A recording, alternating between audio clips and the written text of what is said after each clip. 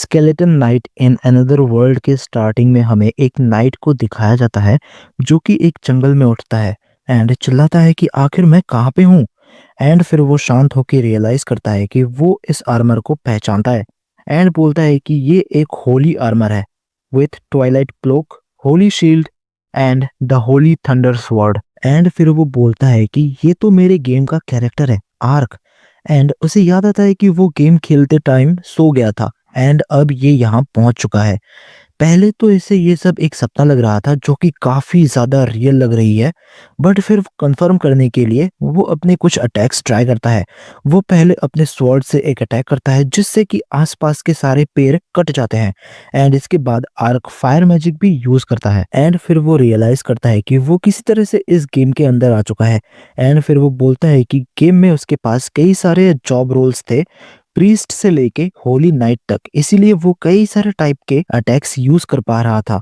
And फिर वो realise करता है कि उसका कैरेक्टर इस गेम में काफी ज्यादा स्ट्रांग है, बट फिर उसे भूख लगने लगती है एंड फिर वो डिसाइड करता है कि वो एक टाउन में जाएगा एंड इसीलिए वो अपना टेलीपोर्टेशन मैजिक यूज करने का ट्राई करता है, बट वो एक पहाड़ से नीचे गिरने लगता है, बट वो जैसे तैसे बच जाता है। एंड फिर वो रियलाइज करता है कि वो टेलीपोर्टेशन मैजिक का यूज करके बस वहीं जा सकता है जहां वो पहले भी जा चुका हो। बट तभी उसे एक और एबिलिटी याद आती है जो कि है डायमेंशनल मूव, जिसका यूज करके वो एक शॉर्ट रेंज में टेलीपोर्ट कर पाता है। एंड इस एबिलिटी का यूज करके वो काफी ज्यादा खुश होता है। एंड जब वो एक रिवर के पास जाके अपना हेलमेट उतारता है एंड अपने आप को पानी में देखता है, वो बिल्कुल शॉक हो जाता है क्योंकि उसकी फेस स्केलेटन की होती है एंड वो वही कैरेक्टर बन चुका होता है जो कि उसने गेम खेलते टाइम पे चूज करा था। एंड फिर वो अपने मन में सोचता है कि अगर मैं ऐसे टाउन में गया तो वो मुझे मॉन्स्टर समझ के मार देंगे। फिर आर्क एक टाउन में पहुंच जाता है एंड उस टाउन में घूमने लगता है एंड तभी उसे खाने के लिए कुछ दिखता है, बट उसके पास खरीदने के लिए पैसे नहीं थे। सो आर्क पहले पैसे कमाने के बारे में सोचता है। फिर आगे जाके उसे एक लड़की की आवाज आती है एंड वो चुपके से उसकी बातें सुनने लगता है जो कि एक दूसरे पर्सन से कुछ इन्फॉर्मेशन ले रही थी, बट वो उस लड़की को कुछ भी नहीं बोलता जिस वजह से वो वहां से जाने लगती है। एंड फिर पीछे से वो बंदा बोलता है कि ये एल्फ तो एक सिरदर्द है।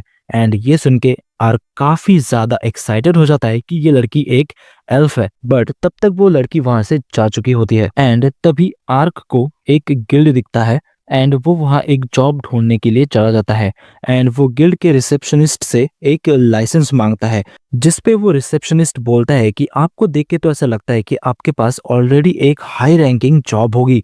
जो सुनने के बाद आर्क सोचता है कि मैं जैसा दिखता हूँ मुझे वैसे ही बिहेव करना चाहिए ताकि किसी को मुझ पर शक ना हो। एंड फिर वो भारी आवाज में बोलता है कि कुछ रीजंस की वजह से उसे यहाँ एक लाइसेंस लेना पड़ रहा है।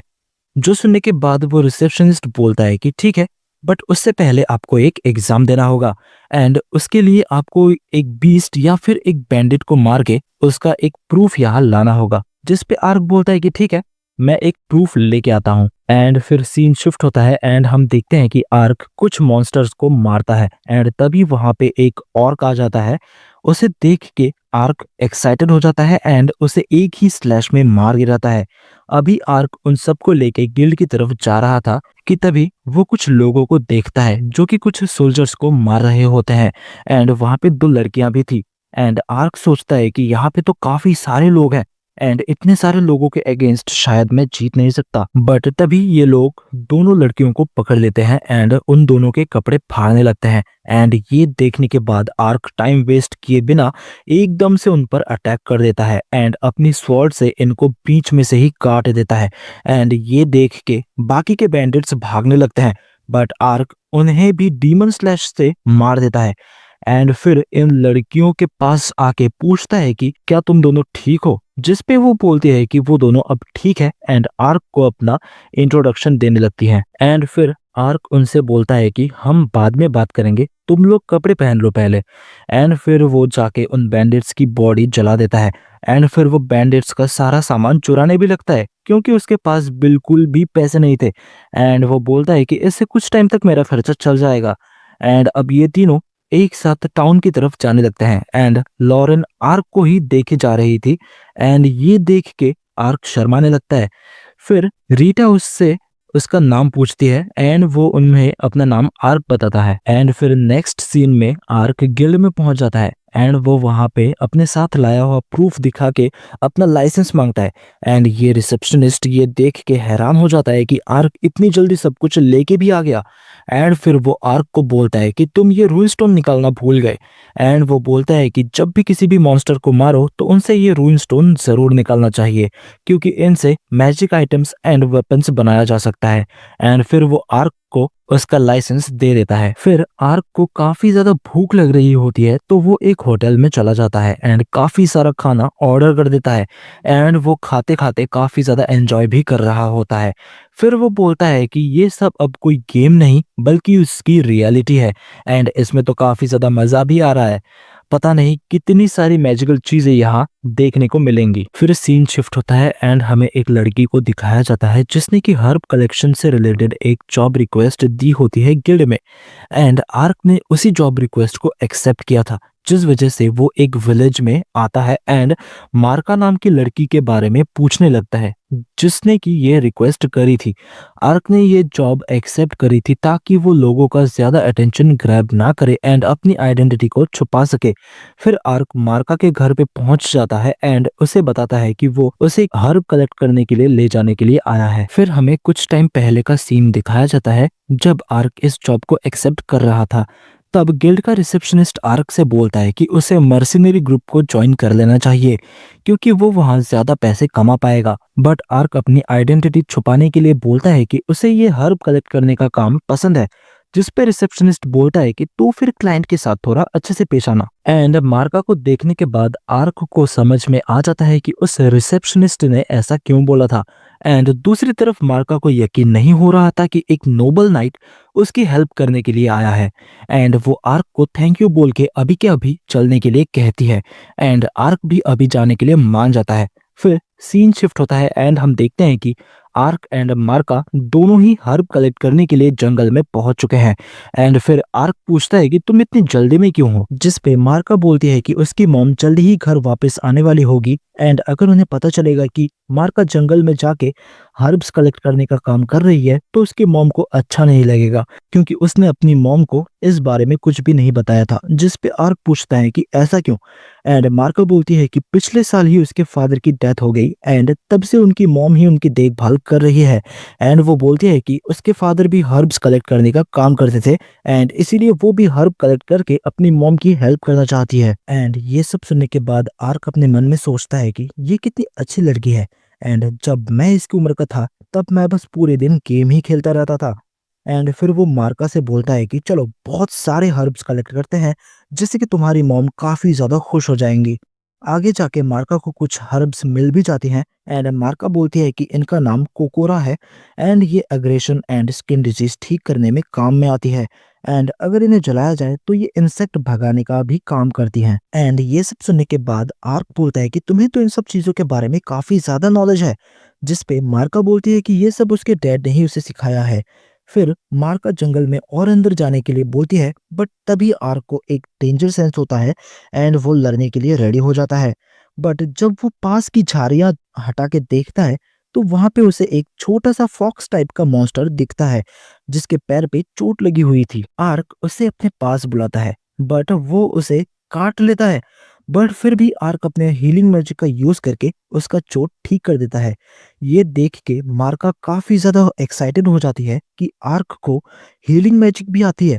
फिर आर्क उस फॉक्स मॉन्स्टर को जाने के लिए बोलता है बट वो वहां से नहीं जाती, जिस पे मार्का बोलती है कि शायद ये तुम्हारे साथ आना चाहती है एंड तुम्हें अब इसे एक नाम देना चाहिए। फिर आर्क कुछ नाम बोलता है बट उस मॉन्स्टर को ये नाम बिल्कुल भी पसंद नहीं आते, जिसके बाद आर्क पूछता है कि पोंटा नाम कैसा रहेगा एंड ये नाम उसे काफी ज्यादा पसंद आता है। फिर हमें विलेज का सीन दिखाया जाता है जहाँ पे एक हंटर बाकी के विलेजर्स को बोलता है कि उसने जंगल में एक काफी अजीब सी चीज देखी एंड वो उन्हें वहां जाने से मना करता है। एंड तभी वहां पे मार्का की मॉम सियोना आ जाती है, जिसे देख के एक एल्डर उसे बोलता है कि जंगल में कोई जायंट बीस्ट है एंड उसने सुबह मार्का को जंगल में जाते हुए देखा था। बट घबराने की कोई बात नहीं है क्योंकि उसके साथ एक काफी स्ट्रॉन्ग दिखने वाला नाइट भी था। एंड फिर सीन शिफ्ट होता है एंड हम देखते हैं कि मार्का एंड आर्क जंगल में एक काफी बड़े हर्बल ट्री के पास पहुंच जाते हैं। एंड जिसे देखने के बाद मार्का काफी ज्यादा खुश हो जाती है एंड वो जल्दी से उस ट्री के पास जाने लगती है। बट तभी आर्क उसे रुकने को कहता है एंड तभी हम देखते हैं कि उसके सामने एक काफी बड़ा बीस्ट है। उसे देख के पोंटा भी गुस्से में आ जाता है क्योंकि इसकी वजह से पोंटा को चोट लगी थी। ये बीस्ट अचानक से मार्का पे अटैक कर देता है बट आर्क उसी मोमेंट पे मार्का को बचा लेता है। बट तभी वो बीस्ट पॉइजन से अटैक करने लगता है बट आर्क उसे भी डॉज कर देता है। फिर ये बीस्ट आर्क पे कंटिन्यूअसली अटैक करने लगता है बट आर्क भी इन अटैक्स को डॉज करता रहता है। फिर ये बीस्ट अचानक से एक अजीब सा मूवमेंट करने लगता है एंड वो एक अटैक करता है जिससे कि सभी चीजें पत्थर की बनने लगती हैं। बट आर्क अपनी शील्ड का यूज करके इस अटैक से भी बच जाता है। बट अब फाइनली आर्क भी इस पे अटैक कर देता है एंड एक ही अटैक में इस बीस्ट को बीच में से काट देता है जिससे कि वो काफी ज्यादा खुश हो जाता है एंड बोलता है कि मैंने एक जायंट बीस्ट को हरा दिया। एंड ये देख के मार्का भी आर्क की तारीफ करने लगती है एंड बोलती है कि जब विलेजर्स को ये पता चलेगा तो वो लोग आर्क के लिए एक पार्टी रखेंगे। बट आर्क मार्का को रिक्वेस्ट करता है कि वो विलेजर्स को इसके बारे में कुछ भी ना बताए एंड मार्का भी इस बात को मान जाती है। फिर आर्क इस बीस्ट पे लगी एक रिंग देखता है एंड सोचता है कि ये क्या चीज है। बट तभी वो रिंग ऑटोमेटिकली गायब हो जाता है एंड तभी आर्क को एक बोर दिखता है एंड वो इसे विलेजर्स के लिए पकड़ लेता है। एंड अगले ही सीन में आर्क एंड मार्का इस बोर को लेके विलेज में पहुंच जाते हैं एंड आर्क विलेजर्स से बोलता है कि इसके रूइन स्टोन्स को विलेजर्स रख सकते हैं बट वो इसके स्किन को मार्का को देने के लिए बोलता है। एंड ये सब सुनने के बाद विलेजर्स काफी ज्यादा खुश हो जाते हैं एंड तभी मार्का की मॉम वहां पे आ जाती है एंड मार्का को हक कर लेती है एंड पूछती है कि वो विलेज से बाहर क्यों गई, जिस पे मार्का बोलती है कि वो हर्ब्स कलेक्ट करने के लिए गई थी। एंड तभी आर्क भी आके मार्का के मॉम को सॉरी बोलता है ऐसे बिना बताए मार्का को जंगल में ले जाने के लिए। एंड वो बोलता है कि मार्का अपनी मॉम को हेल्प करने के लिए ही जंगल में गई थी। एंड ये सुनने के बाद मार्का की मॉम काफी ज्यादा खुश हो जाती है एंड वो आर्क को थैंक यू बोलती है। तभी कुछ विलेजर्स पूछते हैं कि कहीं तुम्हारा सामना किसी बीस्ट से तो नहीं हुआ, जिस पे आर्क मना कर देता है। फिर सीन शिफ्ट होता है एंड आर्क अब इस विलेज से जा रहा होता है एंड तभी मार्का उससे पूछती है कि क्या हम फिर कभी मिलेंगे, जिस पे आर्क बोलता है कि हाँ हम जरूर मिलेंगे। एंड फिर नेक्स्ट सीन में कुछ दूसरे नाइट्स एक बीस्ट से लड़ रहे थे एंड वो बड़ी ही मुश्किल से इससे हरा पाते हैं। एंड फिर एक बंदा बोलता है कि टोटल 15 लोग मारे गए एंड फिर वो एक और रिपोर्ट देता है एंड उस मॉन्स्टर को दिखाता है जिसको कि आर्क ने मारा था एंड बोलता है कि इसे किसी एक ही बंदे ने मारा है और वो भी एक ही अटैक में। जो सुनने के बाद उसके साथ वाला बंदा भी शॉक्ड हो जाता है एंड बोलता है कि कहीं ये कोई डीमन या कोई गॉड तो नहीं। फिर सीन शिफ्ट होता है एंड हमें पहले एपिसोड में दिखाई गई उस एल्फ को दिखाया जाता है जो कि बोल रही होती है कि मुझे और भी ज्यादा स्ट्रांग बनना होगा ताकि मैं ह्यूमंस से अपने लोगों को प्रोटेक्ट कर सकूं। फिर वो चलते चलते आर्क को देखती है जो कि एक गुफा के बाहर खड़ा हुआ था एंड फिर सीन शिफ्ट होता है एंड हम देखते हैं कि आर्क उसी गुफा के अंदर है जो कि अपने मिशन के लिए वहां पे आया था एंड वो कुछ बैंडेट्स को हरा के अपना मिशन कंप्लीट कर लेता है। फिर आर्क नोटिस करता है कि वहां पे काफी सारा गोल्ड भी रखा हुआ है एंड वहीं पे 2 केजेस भी थी। बट फिर वो उस पे ध्यान ना देके उन बैंडेट्स का गोल्ड चुराने लगता है एंड जैसे ही वो केव से बाहर आता है वही एल्फ उस पे हमला कर देती है। बट इसे देख के आर्क कंफ्यूज हो जाता है एंड सोचता है कि शायद ये भी एक बैंडिट है एंड वो अपने मन में ही सोचने लगता है कि ये लड़की काफी ज्यादा फास्ट है। एंड तभी आर्क को इस लड़की का चेहरा दिखता है एंड उसे याद आता है कि ये तो वही एल्फ है जैसे कि आर्क ने पहले देखा था। ये एल्फ आर्क से बोलती है कि जो बच्चे तुमने किडनैप किए हैं उन्हें पहले तुम वापस करो। जो सुनने के बाद आर्क बोलता है कि शायद तुम्हें मिसअंडरस्टैंडिंग हो गई है, पहले तुम मेरी बात तो सुनो। बट वो एल्फ बोलती है कि मुझे एक बैंडिट से कोई भी बात नहीं करनी। बट तभी पोंटा बाहर आ जाता है एंड तभी उसे देख के वो एल्फ रुक जाती है एंड सोचती है कि एक स्पिरिट बीस्ट एक बैंडिट के साथ क्यों है। फिर आर्क समझाता है कि उसने पोंटा की मदद की थी इसीलिए अब वो उसके साथ है। एंड ये देखने के बाद कि एक स्पिरिट बीस्ट आर्क के साथ है वो मान जाती है कि आर्क एक बैंडिट नहीं है एंड वो उस पे अटैक करने के लिए माफ़ी माँगती है। फिर आर्क बोलता है कि वो बैंडिट्स को मारने के लिए यहाँ आया था एंड फिर वो उस एल्फ से पूछता है कि वो यहाँ पर क्यों आई थी? जिस पे वो बोलती है कि मैंने सुना था कि यहाँ के बैंडिट्स ने कुछ एल्व्स को ये बंदी बना रखा था एंड ये सुन के आर्क समझ जाता है कि वो केजेस वहां पे क्यों थी एंड वो लड़की उस केव के अंदर जाने लगती है बट आर्क उसे बताता है कि अंदर कोई भी एल्फ नहीं है एंड वो पूछता है कि वो बैंडिट्स उन एल्फ के साथ क्या करने वाले थे जिस पे वो बोलते हैं कि एल्फ्स काफी ज्यादा महंगे दामों में बिकती है एज ए स्लेव। फिर वो वहां से जाने लगती है बट आर्क उसे बोलता है कि मैं इसमें तुम्हारी मदद कर सकता हूँ। जो सुनने के बाद वो बोलती है कि ये एल्फ्स की प्रॉब्लम है एंड इसमें उसे किसी ह्यूमन की मदद नहीं चाहिए। इस एल्फ ने तो आर्क को मना कर दिया बट आर्क एल्फ्स की मदद करने में काफी ज्यादा इंटरेस्टेड था। फिर अगले सीन में हम देखते हैं कि आर्क अपने रूम में बैठ के खाना खा रहा था एंड वो सोचता है कि मैंने तो उस लड़की का नाम तक नहीं पूछा, मैं कल उसे ढूंढूंगा कैसे। एंड फिर पोंटा से वो बोलता है कि पोंटा, अब मुझे पता है कि हम कल क्या करने वाले हैं। अगले दिन आर्क अपने डायमेंशनल मूव का यूज करके एल्फ के फॉरेस्ट में पहुंचता है। तभी हम देखते हैं कि कुछ बैंडिट्स फिर से एल्फ्स को पकड़ रहे हैं। फिर उनमें से एक बंदा आके एक एल्फ से बोलता है कि तुम मुझसे भीख मांगो, शायद ये करके तुम अपनी फ्रेंड्स को बचा सको। एंड ये एल्फ उससे रिक्वेस्ट करती है बट फिर भी वो उसके पैर में एक स्वॉर्ड घुसा देता है एंड एक बैंडिट बोलता है कि इन्हें चोट मत पहुंचाओ क्योंकि हमें इन्हें बेचना भी है। जिस पे उडोलोन बोलता है कि मुझे मत बताओ कि क्या करना है। एंड ये सब आर्क दूर से देख रहा होता है एंड सोचता है कि उस लड़की ने बोला था कि उसे मेरी मदद नहीं चाहिए बट मैं इस चीज को ऐसे इग्नोर नहीं कर सकता। बट तभी वो एल्फ इन बैंडिट्स पे अटैक कर देती है। फिर एक बैंडिट बोलता है कि ये तो एक डार्क एल्फ है, इसे तो हम और भी ज्यादा दाम पे बेच सकते हैं। एंड तभी एक बंदा इसके पास आ रहा होता है लेकिन ये एल्फ उसका हाथ ही काट देती है एंड बाकियों को भी मारने लगती है। उडोलॉन पूछता है कि आखिर ये है कौन, जिसपे एक बैंडिट बोलता है कि ये एक एल्फ वॉरियर है। फिर हम देखते हैं कि ये एल्फ अकेले ही आधे लोगों को मार देती है जिसे देख के आर्क बोलता है कि ये तो काफी ज्यादा स्ट्रांग भी है। बट तभी उडोलॉन उन एल्फ बच्चों पर एक स्वॉर्ड रख के उसे हिलने से भी मना करता है एंड बाकी बैंडिट्स उसके पास आने लगते हैं। बट तभी आर्क बाहर आ जाता है एंड उडोलॉन को एक जोरदार मुक्का मारता है एंड वो एक ही पंच में बेहोश हो जाता है। एंड दूसरी तरफ ये एल्फ भी बाकी के बैंडिट्स को मार देती है एंड फिर ये उस केज को खोलने का ट्राई करती है बट उस पे एक ताला लगा हुआ था जो देख के आर्क बोलता है कि वो इस ताले को खोल सकता है। बट ये एल्फ फिर से बोलती है कि उसे उसकी मदद नहीं चाहिए बट आर्क फिर भी उस ताले को तोड़ देता है। बट उसे देख के सभी बच्चे डर जाते हैं एंड वो उस एल्फ को हक कर लेते हैं। एंड तभी वो इन बच्चों के गले पे एक माना ईटर कॉलर देखती है। आर्क पूछता है कि ये क्या होता है जिस पे वो बोलती है कि ये एल्फ के स्पेशल स्पिरिट मैजिक को ब्लॉक कर देती है एंड इसलिए ये बच्चे भाग नहीं पाए एंड मैं भी इन्हें नहीं निकाल सकती। बट तभी आर्क अपने एंटी कर्स मैजिक का यूज करके उन कॉलर्स को निकाल देता है एंड अपने हीलिंग मैजिक का यूज करके उन बच्चों की चोट भी ठीक कर देता है। ये देख के वो एल्फ हैरान हो जाती है क्योंकि आर्क एक साथ इतने सारे मैजिक यूज कर सकता है एंड बोलती है कि ये कोई नॉर्मल नाइट नहीं है। फिर ये एल्फ एक बर्ड को बुलाती है एंड उसे एक मैसेज देती है कि उसने बच्चों को बचा लिया है एंड वो लोग आके अब बच्चों को ले जाएं। ये देखने के बाद आर्क पूछता है कि ये कैसी बर्ड है जिस पे वो बोलती है कि ये भी एक स्पिरिट बीस्ट है एंड ये हमारी कही हुई मैसेज को डिलीवर करती है।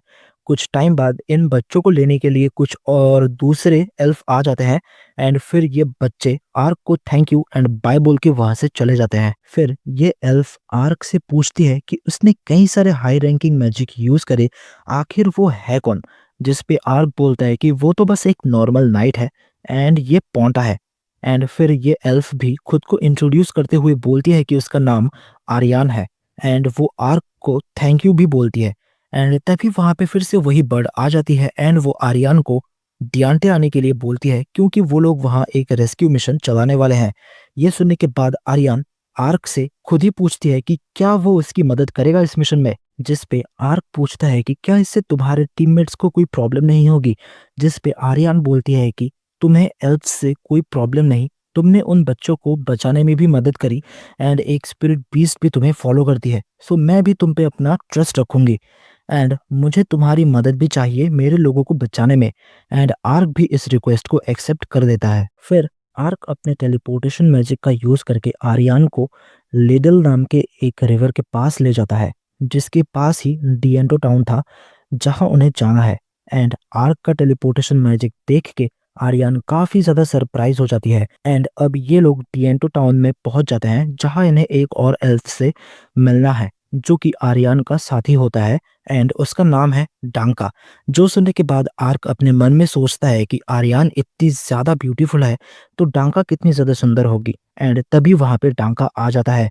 एंड डांका को देख के आर्क शॉक हो जाता है क्योंकि वो सोच रहा था कि डांका भी एक लड़की होगी। एंड आर्क को देख के डांका आर्यन से पूछता है कि ये कौन है, जिस पे आर्यन बोलती है कि ये आर्क है, एक नाइट, एंड ये हमारी हेल्प करेगा।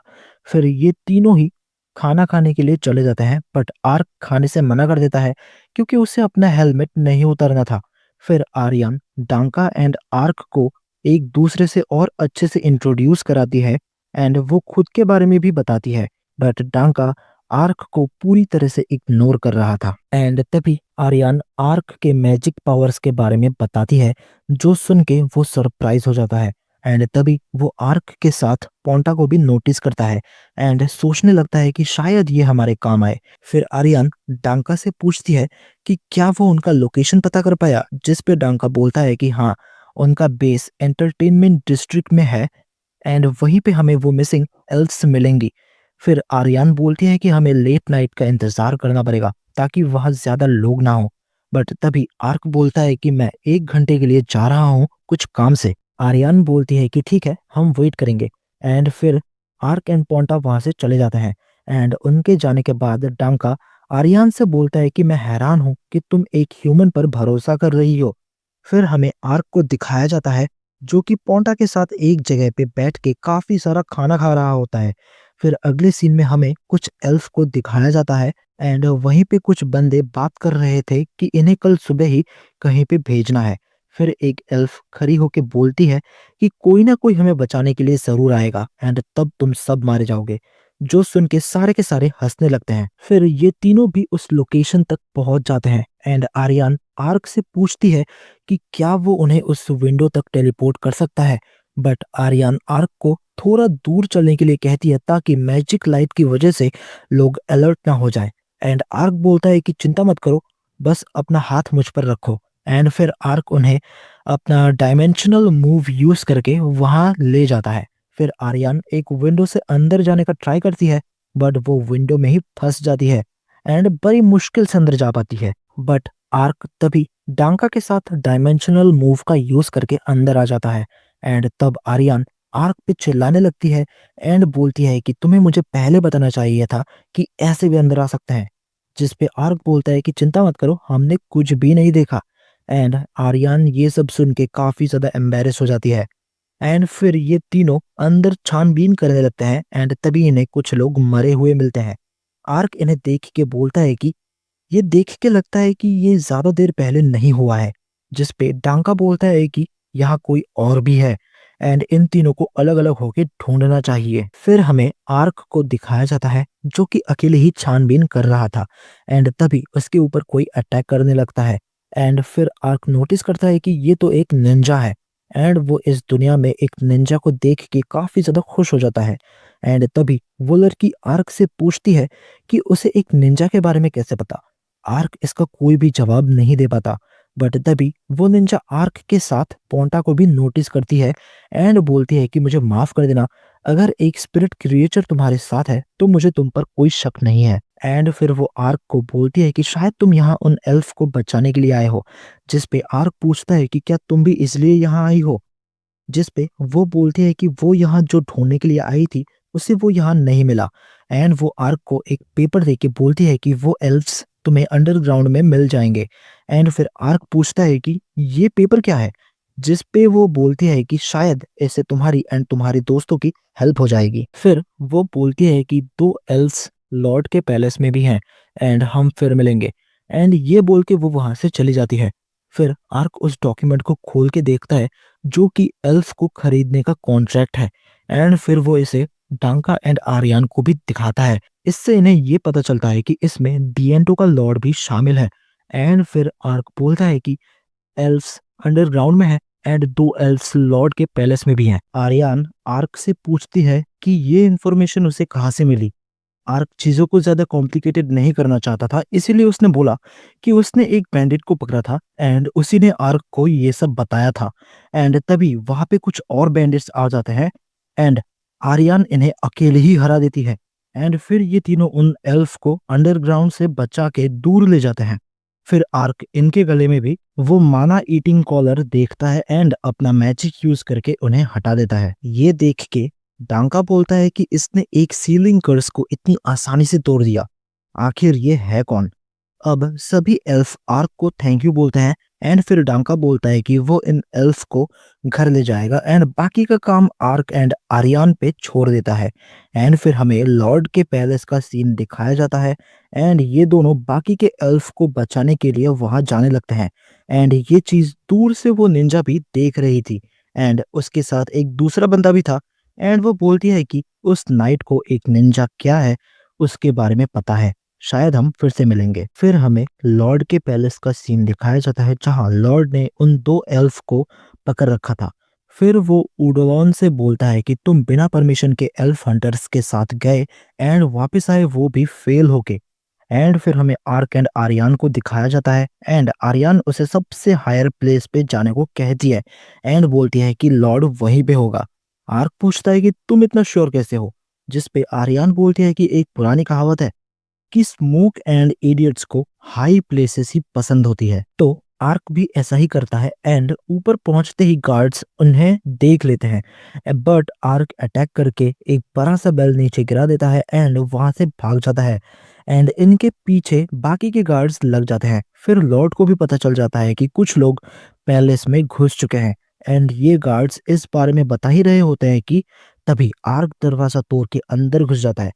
इन्हें देख के लॉर्ड पूछता है कि कौन हो तुम, जिस पे आर्क अपना नाम बताता है एंड आर्यन बोलती है कि हम यहाँ उन एल्फ को बचाने आए हैं। इन्हें देख के उडोलॉन भागने लगता है एंड लॉर्ड भी इन्हें गाली देते हुए इनकी तरफ आगे आने लगता है, बट आर्यन इसे लात मार के बेहोश कर देती है एंड दूसरी तरफ आर्क उडोलॉन को पकड़ लेता है। उडोलॉन आर्क को देख के इतना ज्यादा घबरा जाता है कि वो वहीं पे बेहोश हो जाता है। आर्क के हाथ से दीवार पे एक होल हो जाता है एंड वहां पे एक हिडन रूम है। ये देख के आर्क आर्यन को बुलाता है बट आर्यन लॉर्ड को लात मारने में बिजी थी एंड ये देख के आर्क बोलते कि नहीं कुछ नहीं। एंड फिर आर्यन बाकी दोनों एल्फ से बोलती है कि तुम्हारा जो मन करे वो करो इसके साथ। एंड तभी वहां पे गार्ड्स भी आ जाते हैं एंड उन्हें देख के आर्क आर्यन से बोलता है कि इन्हें तुम ही संभालो, मुझे इस हिडन रूम में कुछ काम है।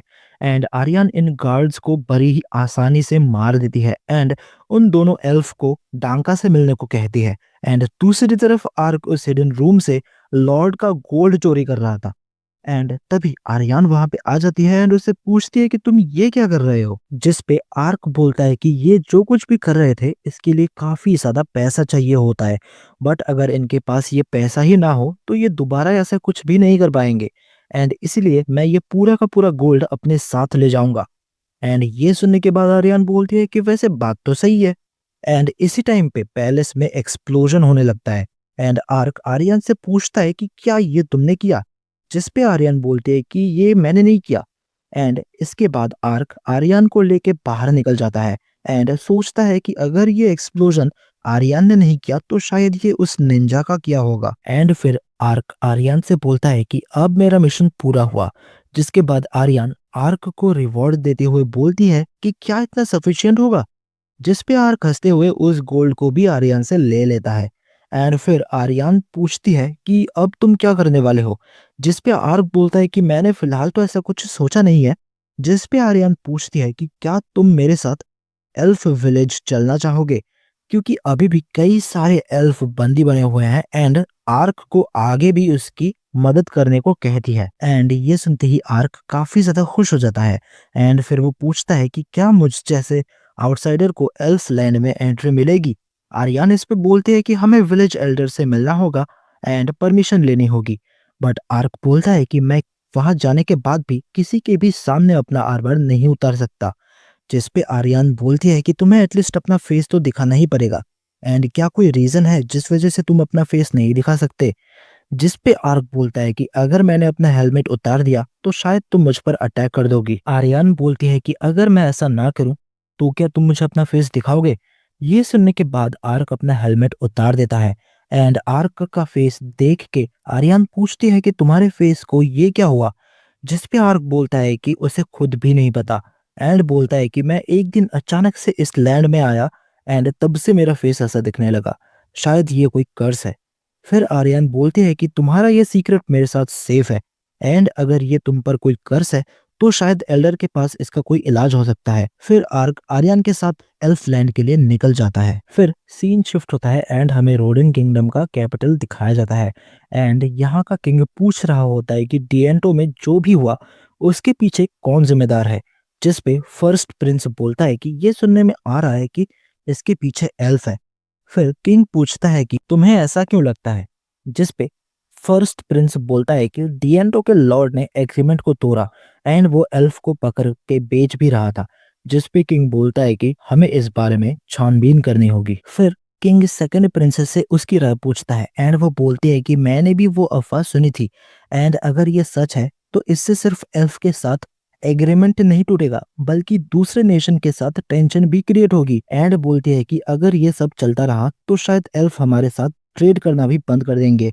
एंड ये सब सुनने के बाद किंग सेकंड प्रिंसेस को लिम्बुल्ट जाने के लिए बोलता है एंड बाकी सब भी यहाँ से जाने लगते हैं। बट इन सब से सेकंड प्रिंस काफी ज्यादा गुस्से में होता है। अगले सीन में आर्क एंड आर्यन फॉरेस्ट में जा रहे होते हैं। आर्क डायमेंशनल मूव का यूज करके आगे जाने का ट्राई करता है बट वो नीचे गिर जाता है एंड वो जहाँ पे गिरा था वहां सामने ही एक रिवर होती है एंड ये दोनों ही वहां मछलियां पकड़ने लगते हैं।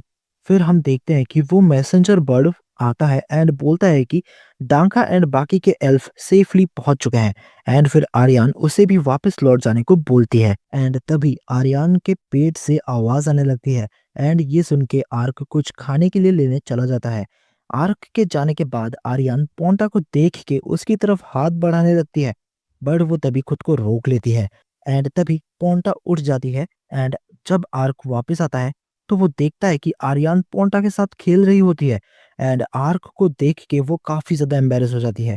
नेक्स्ट सीन में एक मेड आके प्रिंसेस को चाय देती है एंड उससे पूछती है कि क्या कोई प्रॉब्लम है। जिसपे वो बोलती है कि वो श्योर है कि उसका भाई डाकारेस एल्फ ट्रेड में शामिल है एंड इस बात पे सेक्ट ज्यादा देर तक शांत नहीं रहेगा।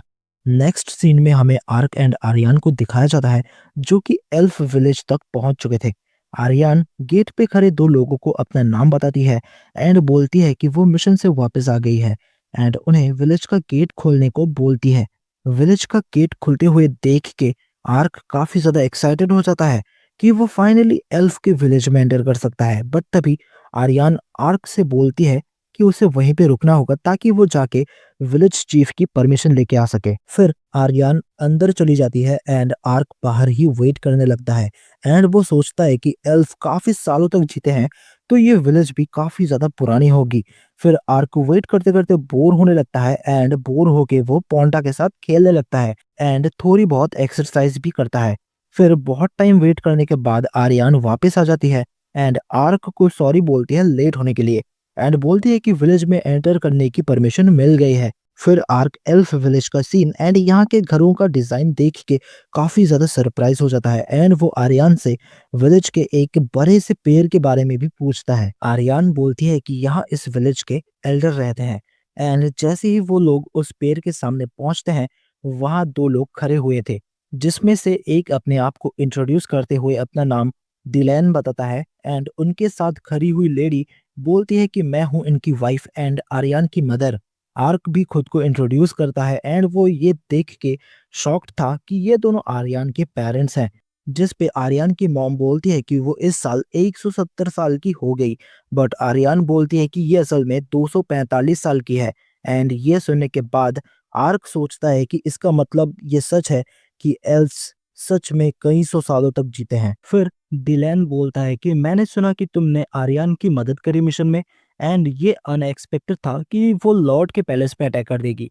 जिस पे आर्यन बोलती है कि उन्हीं लोगों ने एग्रीमेंट को तोड़ा एंड डिलैन बोलता है कि प्लान सिर्फ किडनैपर्स पे अटैक करने का था तुम्हें लॉर्ड के पैलेस में अटैक करने की क्या ज़रूरत थी? जिस पे आर्क बोलता है कि सर मुझे समझाने दीजिए। एंड डिलैन ये सब रीज़न समझ भी जाता है एंड बोलता है कि ये सब मुझे अब एल्डर्स की जनरल मीटिंग में समझाना होगा। आर्यन भी डिलैन के साथ चलने को बोलती है एंड वो बोलता है कि तो फिर हम लोग सुबह ही मेपल के लिए निकल जाएंगे। एंड तभी आर्यन की मॉम खाना लेके आ जाती है एंड अब आर्क ये सोच के परेशान हो रहा होता है कि वो खाना कैसे खाएगा।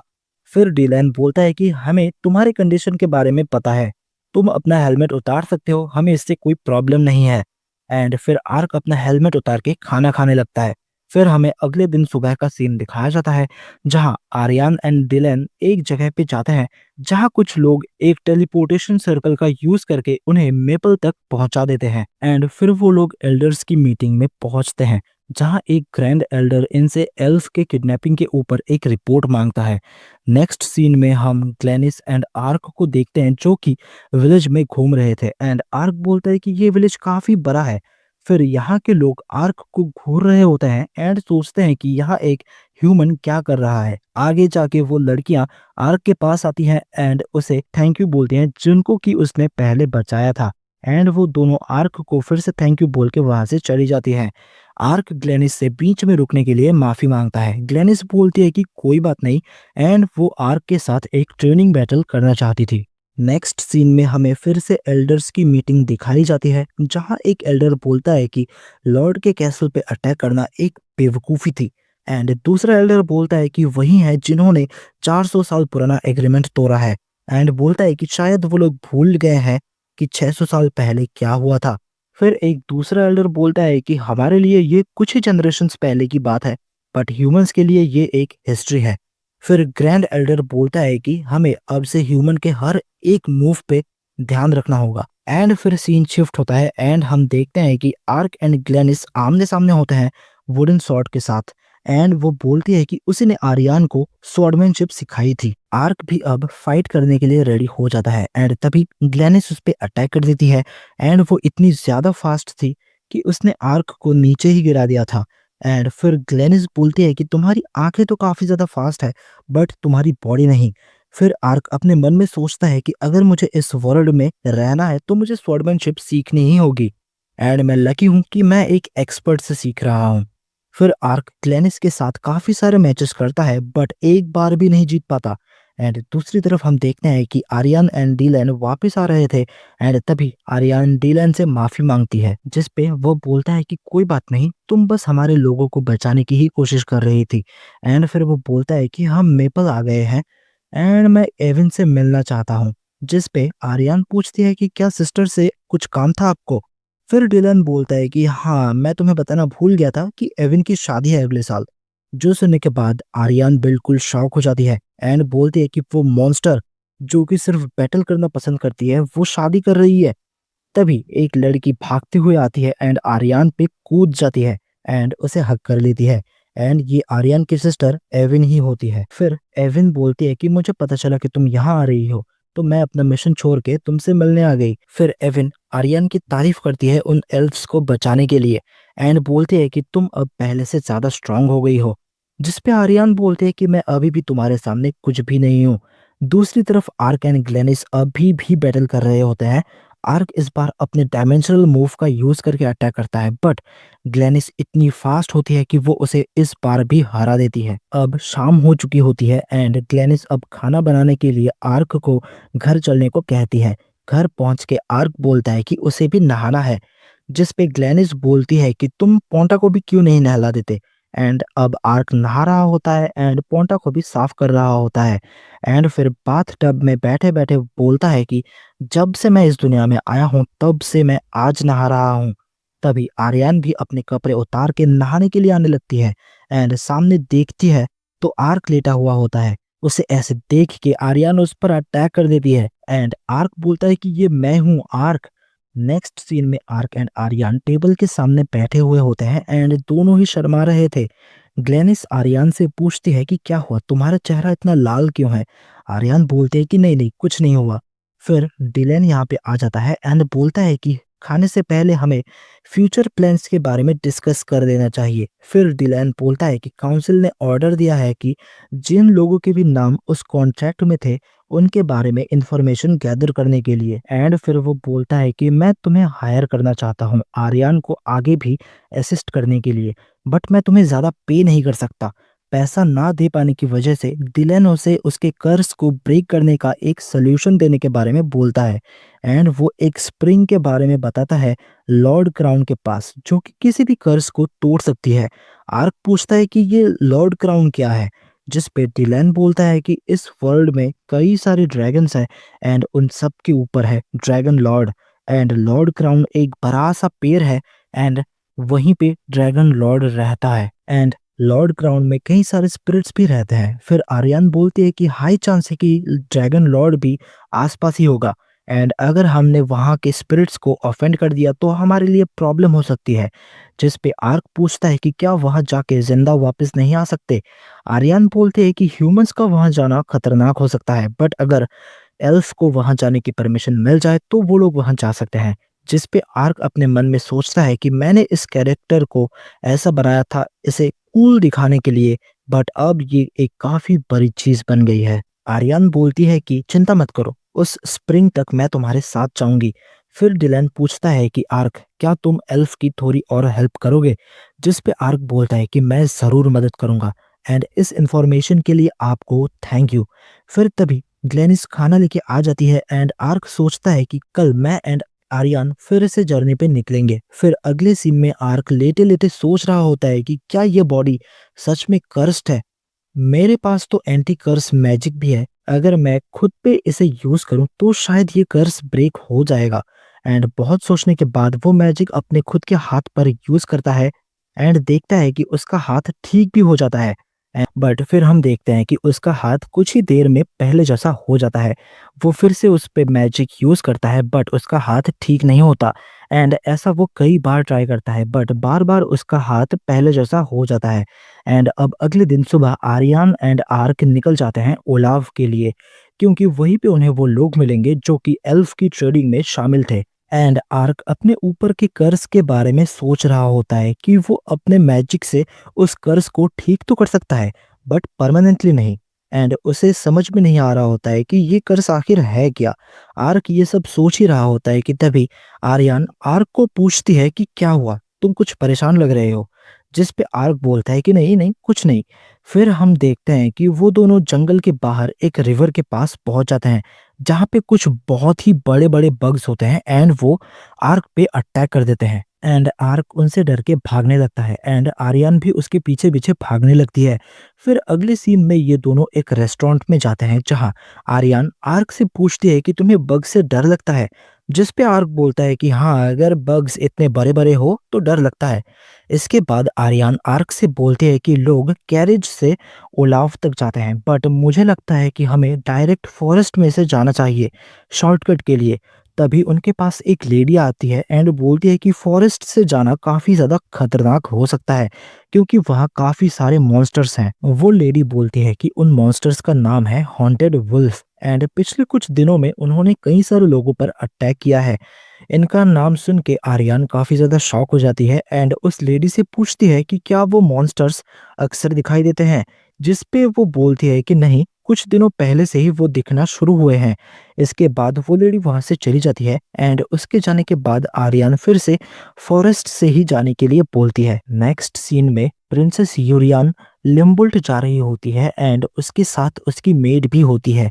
एंड तभी हमें एक बंदे को दिखाया जाता है जो कि इन पे नजर रखे हुए था। फिर हमें आर्क एंड आर्यन को दिखाया जाता है जो कि फॉरेस्ट से ओलाफ की तरफ जा रहे होते हैं। रास्ते में आर्क आर्यन से पूछता है कि क्या कोई परेशानी है, जिस पे आर्यन बोलते हैं कि हॉन्टेड वुल्फ के पूंछ के फर से शादी के लिए काफी अच्छी ड्रेस बनती है एंड मेरी बहन की भी जल्दी ही शादी होने वाली है। जिस पे आर्क बोलता है कि तुम अपनी बहन को हॉन्टेड वुल्फ की पूंछ गिफ्ट करना चाहती हो। तभी वो लोग कुछ डेंजर सेंस करते हैं एंड उनके पीछे से हॉन्टेड वुल्फ उन पे अटैक कर देते हैं। आर्क उसे अपने स्वॉर्ड से काट देता है बट वो बस एक इल्यूजन होता है। तभी आर्क को याद आता है कि हॉन्टेड वुल्फ इल्यूजन्स क्रिएट करते हैं अटैक करने के लिए। कई सारे वुल्फ इन पे अटैक कर रहे होते हैं, बट वो जैसे ही एक को मारते वो इल्यूजन निकलता। आर्यन अपने मैजिक का यूज करके कुछ असली वुल्फ को भी मार देती है। तभी आर्क सोचता है कि अगर इन्हें हराना है तो इनके लीडर को हराना होगा, एंड तभी वो अपने डायमेंशनल मूव का यूज करके इनके लीडर पे अटैक कर देता है। बट वो वुल्फ आर्क के इस अटैक को डॉज कर देता है।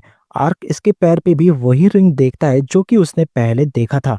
ये वुल्फ आर्क पे पीछे से अटैक कर देता है, बट तभी आर्क उस पे मैजिक से अटैक कर देता है एंड अपने स्वॉर्ड से उसके पैर पे लगी उस रिंग को भी काट देता है। एंड ऐसा करते ही वो वुल्फ बाकी सभी वुल्फ को वापस बुला लेता है एंड आर्क की तरफ देखते हुए चला जाता है। फिर आर्यन आर्क के पास आके पूछती है कि अचानक से क्या हुआ, एंड उस रिंग को देख के पूछती है कि ये क्या है। एंड तभी वो रिंग फिर से ऑटोमेटिकली गायब हो जाती है। एंड फिर आर्क बोलता है कि उसने पहले भी ये रिंग एक जाइंट बीस्ट के पैर पे देखा था।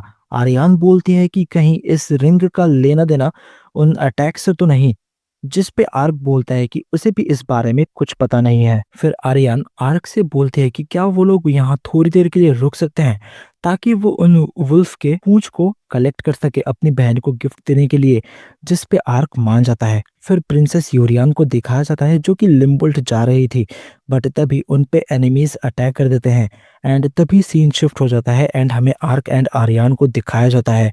एंड आर्क बोल रहा होता है कि आज इस बैटल से उसने काफी कुछ सीखा एंड बोलता है कि उसके पास कई सारे स्किल्स एंड मैजिक हैं, बट अगर वो उन्हें सही से यूज ना कर पाए तो वो उसके किसी काम के नहीं। बट तभी पोंटा कुछ सेंस करती है एंड वहां से भागने लगती है। आर्क आर्यन को वहीं पे वेट करने को कहता है एंड खुद पोंटा के पीछे जाने लगता है। एंड फिर से प्रिंसेस को दिखाया जाता है जहां एनिमीज सभी सोल्जर्स को मार चुके होते हैं। एंड फिर प्रिंसेस की मेड भी एक छोटी सी स्वॉर्ड लेके बाहर निकलने लगती है, लेकिन एक बंदा उसे भी मार देता है। इसे देख के प्रिंसेस भी बाहर आने लगती है, बट वो बंदा प्रिंसेस पे भी अटैक कर देता है। अभी प्रिंसेस एंड वो मेड नीचे गिरे हुए होते हैं एंड वो बंदा बोलता है कि ऐसा लगना चाहिए कि बैंडिट्स ने ये काम किया है। दूसरा आदमी इसे प्रिंसेस का एक नेकलेस लाके देता है, बट तभी वहां पे पोंटा आ जाता है। दूसरा बंदा पोंटा को मारने का ऑर्डर देता है, बट तभी वहां पे आर्क आ जाता है एंड इसे रोक लेता है। फिर वो प्रिंसेस को देख के बोलता है कि लगता है कि उन्होंने इसे मार दिया है। आर्क को देख के ये लोग उस पे पीछे से अटैक करने लगते हैं, बट इससे आर्क को कुछ भी नहीं होता। फिर आर्क सोचने लगता है कि अगर ये ऑनलाइन गेम होता तो एक कैरेक्टर को रिवाइव करना बड़ी बात नहीं होती, बट क्या इस दुनिया में ये करना सही होगा। तभी यहाँ पे वो हॉन्टेड वुल्फ आ जाते हैं एंड इन्हें मारने लगते हैं। फिर आर्क नोटिस करता है कि इनका लीडर भी यहीं पे होता है एंड वो आर्क की ही तरफ देख रहा होता है। एंड अब आर्क भी इन वुल्फ के साथ मिलके इन सबको मार गिराता है। इसके बाद ये वुल्फ यहाँ से चले जाते हैं एंड तभी आर्क प्रिंसेस के पास जाता है एंड रीजनरेशन मैजिक का यूज करता है उसकी जान बचाने के लिए। फिर आर्क बोलता है कि इस मैजिक से किसी को भी रिवाइव किया जा सकता है, बट अगर डैमेज ज्यादा हो या फिर मरे हुए बहुत टाइम हो गया हो तो ये मैजिक काम नहीं करता। बट इस मैजिक से प्रिंसेस बच जाती है एंड अब आर्क जाके उस मेड को भी रिवाइव कर देता है। फिर वो उन सोल्जर्स के पास जाके उन्हें भी रिवाइव करने का ट्राई करता है, बट ये मैजिक उन पे काम नहीं करता क्योंकि उन्हें काफी ज्यादा डैमेज हुआ था। आर्क दूसरे सोल्जर्स को भी रिवाइव करने का ट्राई करता है एंड तभी प्रिंसेस की आंख खुल जाती है एंड वो आर्क को देख के बोलती है कि क्या ये एक एंजल है। नेक्स्ट सीन में मेड प्रिंसेस को उठा रही होती है। फिर प्रिंसेस पूछती है कि फरना तुम जिंदा हो, जिस पे वो बोलती है कि हाँ, एंड कुछ सोल्जर्स मरे हैं बट कुछ अभी भी जिंदा है। फिर प्रिंसेस सोचने लगती है कि मेरे ड्रेस पे खून लगा हुआ है तो वो कोई सपना नहीं था, हम पे अटैक हुआ था एंड हमें मार दिया गया था, बट किसी ने तो हमें बचा लिया है। फिर प्रिंसेस अपने सोल्जर्स से बोलती है कि हम पे अटैक हुआ था बट फिर भी किसी तरह से हम बच गए हैं। अब हम किसी भी हालत में रुक नहीं सकते, हमें आगे बढ़ते रहना होगा। ये सब आर्क भी दूर से देख रहा होता है एंड फिर वो आर्यन के पास लौट जाता है। फिर आर्यन आर्क से पूछती है कि काफी टाइम लगा दिया तुमने आने में, आखिर क्या हुआ था, जिस पे आर्क बोलता है कि कुछ खास नहीं। एंड तब तक आर्यन ने भी वुल्फ की टेल्स को कलेक्ट कर लिया था एंड फिर वो दोनों ओलाफ के लिए निकल जाते हैं। नेक्स्ट सीन में आर्क एंड आर्यन ओलाफ पहुंच जाते हैं एंड यहाँ आते ही वो देखते हैं कि कुछ लोग ही एक लड़की से लड़ रहे होते हैं। एंड वो लड़की उन्हें एक साथ हमला करने को कहती है। आर्क आर्यन से उसकी मदद करने को कहता है, बट वो आर्क को रोक लेती है एंड बोलती है कि उसकी कोई ज़रूरत नहीं है। एंड दूसरी तरफ वो लड़की अकेले ही उन सबको हरा देती है एंड फिर आर्क की तरफ देखने लगती है। आर्क इससे काफ़ी ज़्यादा नर्वस हो जाता है, बट तभी वो आर्क के पास आके बोलते हैं कि तुमसे फिर से मिलके अच्छा लगा। मुझे खुशी है कि डिएंटो में तुम्हारा मिशन सक्सेसफुल रहा। ये सब सुनने के बाद आर्क बोलता है कि ये तो तुम हो, फरी ईयर निंजा। एंड यहीं पे ये एपिसोड खत्म हो जाता है। Skeleton knight in another world के एपिसोड 8 के स्टार्टिंग में हमें एक फ्लैशबैक दिखाया जाता है, जहां वो निंजा बोल रही होती है कि मैं ट्रेवल कर रही हूँ अपने साथियों को बचाने के लिए, जिन्हें ह्यूमंस ने पकड़ रखा है। मैं इस ट्रेवलिंग के दौरान डिएंटो में एक स्ट्रेंज ह्यूमन से मिली, जिसकी स्मेल बाकी ह्यूमन से काफी अलग थी। इसका एंटायर प्रेजेंस डिफरेंट था एंड ऊपर से उस ह्यूमन के साथ एक स्पिरिट बीस्ट भी थी। एंड अब मैं फिर से उस ह्यूमन से मिल गई। इसके बाद ये लड़की आर्क से बोलती है कि मुझे तुमसे कुछ डिस्कस करना है, क्या तुम्हारे पास टाइम है? आर्यन पूछती है कि ये कौन है, जिस पे आर्क बोलता है कि मैं तुम्हें डिएंटो में एक्सप्लेन नहीं कर पाया था, बट यही है जिसने मुझे वो ट्रेडिंग कॉन्ट्रैक्ट दिया था एंड इसका नाम है। तभी ये लड़की बोलती है कि माफ करना, मेरा नाम है चियोमे एंड मैं जिनशिन क्लैन के निंजाज में से एक हूँ। आर्क उनके क्लैन के नाम का मीनिंग पूछता है, जिस पे वो बोलती है कि जिन का मतलब है ब्लेड एंड शिन का मतलब है हार्ट। ये सुनने के बाद आर्क अपने मन में सोचने लगता है कि इसका मतलब तो शिनोबी हुआ। चियो में फिर इन्हें कहीं और बात करने को कहती है। फिर हमें एक दूसरी जगह का सीन दिखाया जाता है, जहां आर्क ये सोच के एक्साइटेड हो रहा था कि ये लड़की एक निंजा है एंड तभी आर्यन उसे बुलाती है। एंड आर्क बोलता है कि अब फॉर्मल इंट्रोडक्शन का टाइम है एंड वो बोलता है कि मैं हूँ आर्क एंड मैं एक मर्सिनरी हूँ एंड ये है पोंटा। आर्यन भी खुद को इंट्रोड्यूस करती है। फिर चियो में आर्क से पूछती है कि तुमने मुझे निंजा क्यों बोला था, जिस पे आर्क अपने मन में सोचने लगता है कि तुम एक निंजा हो इसीलिए, बट मैं तुम्हें ये बोल नहीं सकता। बट फिर आर्क बोलता है कि मेरे होमलैंड में जो लोग ऐसे कपड़े पहनते हैं हम उन्हें इसी नाम से बुलाते हैं, जिस पे चियोमे बोलती है कि ये नाम सिर्फ हमारे क्लैन में ही जाना जाता है एंड बोलती है कि शायद तुम उस सेम कंट्री से हो जहां से हमारे ग्रेट फाउंडर थे। आर्क पूछता है कि क्या ये ग्रेट फाउंडर अभी भी जिंदा है, जिस पे चियोमे बोलती है कि नहीं, वो 600 साल पहले जिंदा थे। जो सुनने के बाद आर्क अपने मन में सोचता है कि कहीं ऐसा तो नहीं कि कोई और जापानीज पर्सन 600 साल पहले यहाँ आया था। एंड अब आर्यन चियोमे से पूछती है कि वो आर्क के साथ क्या डिस्कस करना चाहती थी, जिस पे वो बोलती है कि कुछ बीस्ट पीपल हैं जो कि मेरे साथी हैं। मैं चाहती हूँ कि तुम मेरी मदद करो उन्हें बचाने में। जो सुनने के बाद आर्क अपने मन में सोचता है कि लगता है चियोमे का भी मिशन आर्यन जैसा ही है एंड चियोमे बोलती है कि पेमेंट के तौर पे मैं तुम्हें बता सकती हूँ कि जिन लोगों के नाम उस कॉन्ट्रैक्ट में थे वो लोग कहाँ पे हैं। बट आर्क बोलता है कि करंटली मुझे आर्यन की मदद करने का कॉन्ट्रैक्ट मिला है एंड वो मन में सोचने लगता है कि काश वो उसकी मदद कर पाता एंड इस बारे में वो आर्यन से भी पूछता है, जिस पे आर्यन चियोमे से पूछती है कि क्या तुम बचपन से ही अपने लोगों को बचाने का काम कर रही हो। चियोमे बोलती है कि हाँ एंड इसीलिए मैं बचपन से ट्रेनिंग कर रही हूँ ताकि मैं और ज्यादा स्ट्रांग बन सकूं। आर्यन को ये अपनी जैसी ही लगती है एंड वो मान जाती है इसकी मदद करने के लिए। नेक्स्ट सीन में हमें डाकरेस को दिखाया जाता है, जो कि बोलता है कि हॉन्टेड वुल्फ ने ऑर्डर्स लेना क्यों बंद कर दिया है, जिस पे एक बंदा बोलता है कि लगता है कि किसी ने उन रिंग्स को डिस्ट्रॉय कर दिया है। जो सुनने के बाद डाकरेस बोलता है कि इसका मतलब है कि यूरियाना अभी भी जिंदा है। वो ये सोच के परेशान हो जा रहा था कि कहीं वो एल्फ तक पहुंच ना जाए नेगोशिएशन के लिए।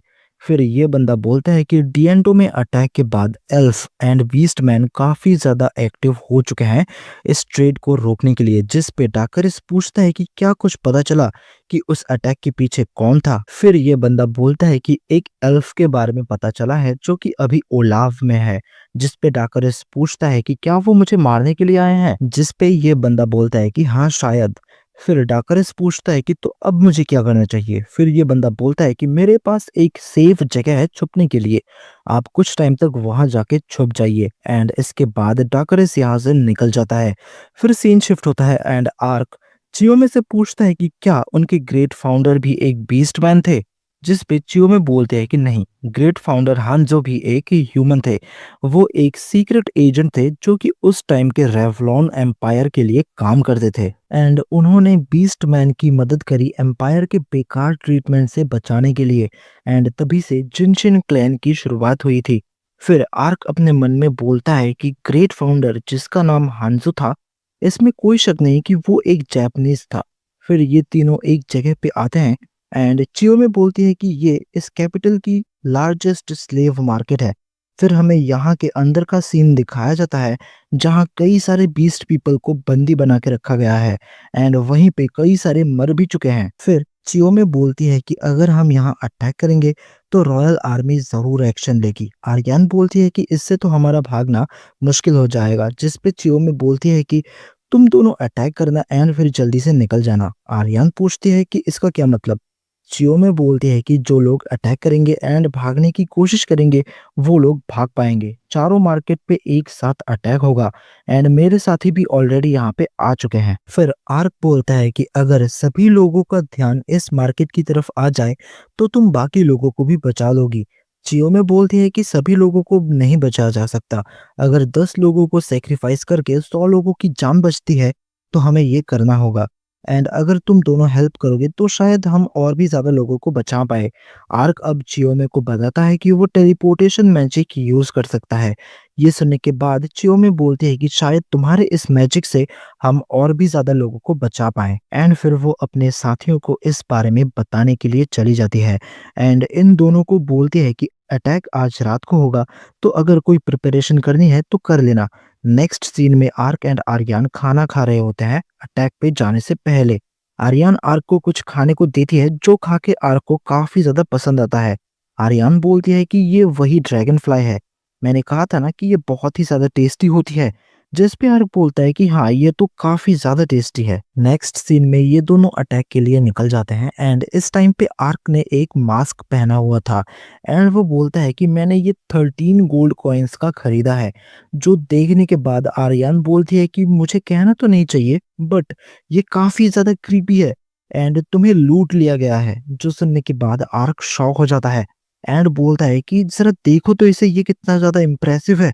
सही कहा ना पोंटा। जिस पे पोंटा भी एक अजीब सा चेहरा बनाती है एंड ये देख के आर्क और भी ज्यादा शॉक हो जाता है। अब चियो में भी यहाँ पे आ जाती है अपने एक साथी के साथ एंड इस बंदे का नाम होता है गोएमोन। तभी गोएमोन आर्क के पास आता है एंड ये दोनों लड़ने लगते हैं।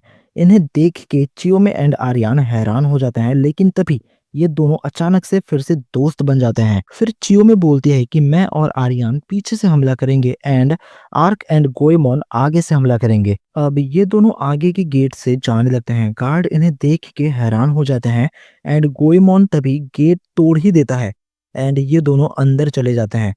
अंदर आके सभी गार्ड्स इन पे अटैक करने लगते हैं, लेकिन ये दोनों इन्हें आसानी से हरा देते हैं। फिर गोएमोन अपनी बॉडी इतनी हार्ड कर लेता है कि इनकी स्वॉर्ड भी टूट जाती है।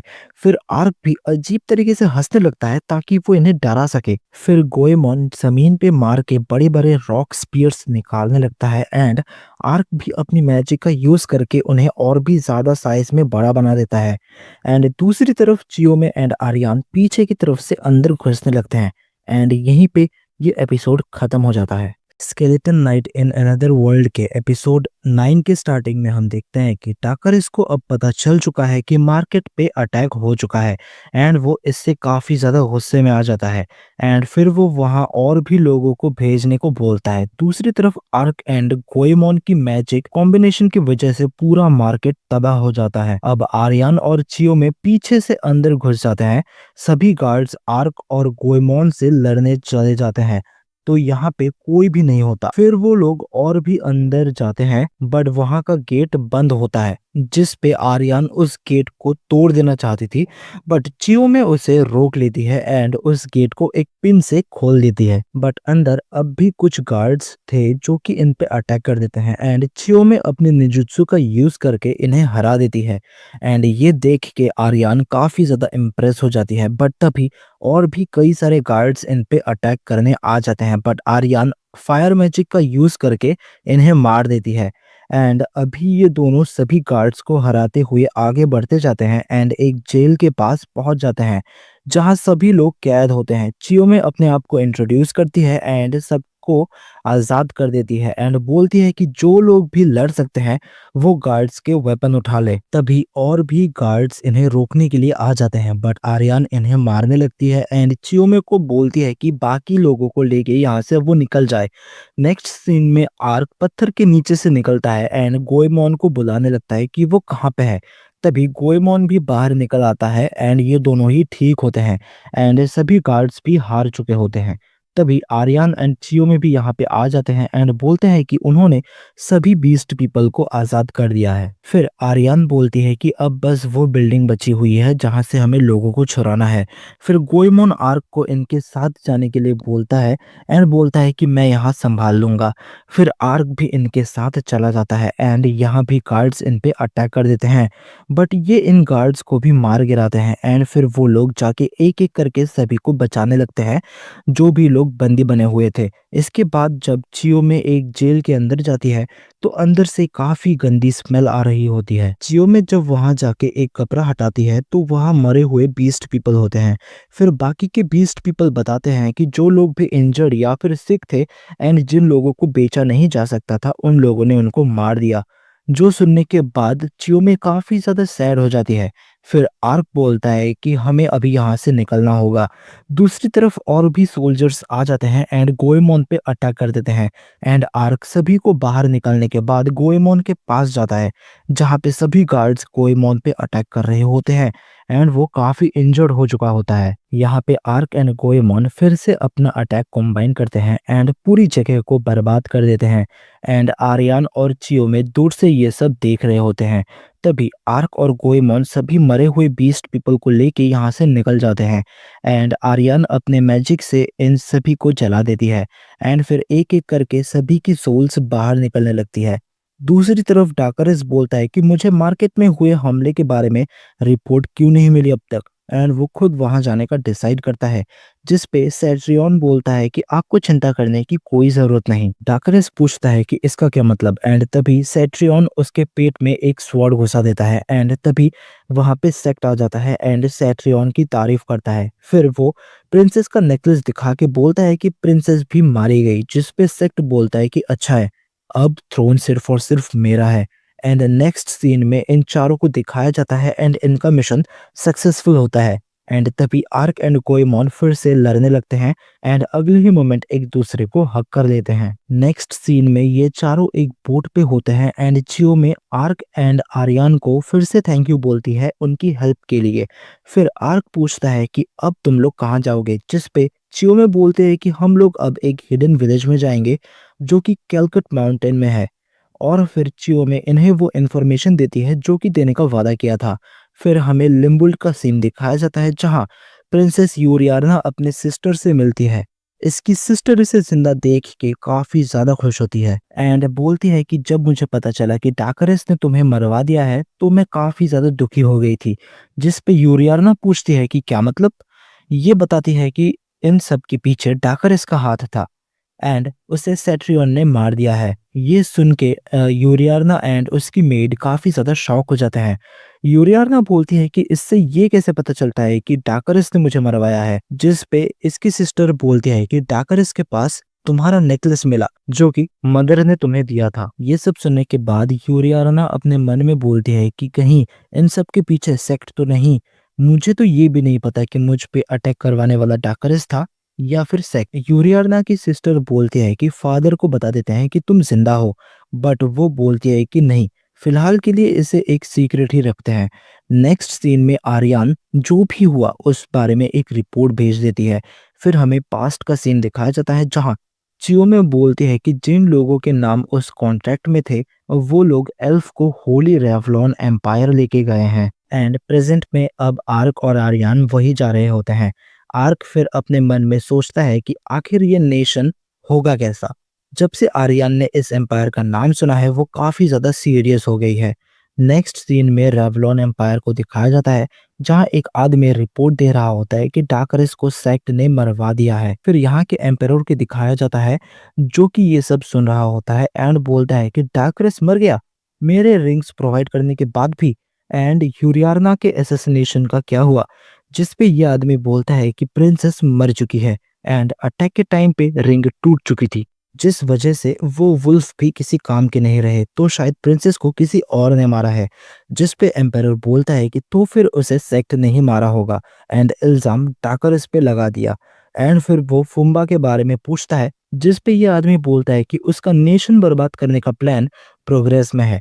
एम्पेरर बोलता है कि मैं उसका प्लान जरूर देखना चाहूंगा। नेक्स्ट सीन में हमें एक जगह दिखाई जाती है जहां बहुत सारे ड्रैगन उड़ रहे होते हैं एंड जमीन से एक बहुत बड़ा मॉन्स्टर निकल के इन्हें मार रहा होता है एंड ये सब दूर से एक बंदा देख रहा होता है एंड यहीं पे ये एपिसोड खत्म हो जाता है।